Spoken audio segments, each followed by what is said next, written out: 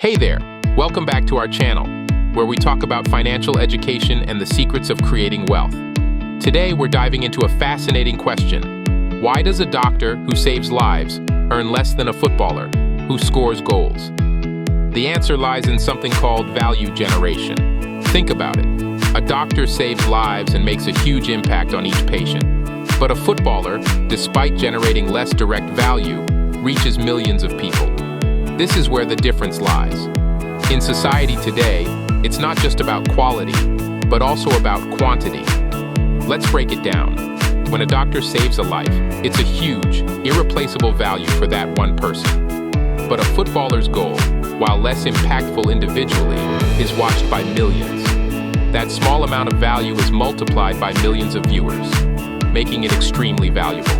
This principle is the same for the richest people in the world, like Facebook's Mark Zuckerberg or Microsoft's Bill Gates. They built their fortunes by adding value to millions, even billions of people with their products and services.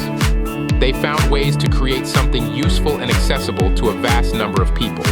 Facebook makes it easy for billions to connect. Microsoft made computing accessible to everyone. They scaled their value massively. So, what does this mean for you? If your goal is to become a millionaire, you need to think about how you can provide value on a massive scale. It's not just about creating something valuable, but making sure it's something that a lot of people need and can access easily. Whether you're creating an app, starting a business, or even providing a service, always think about how you can reach and benefit more people. That's the key to generating wealth. Remember, it's about value generation on a massive scale.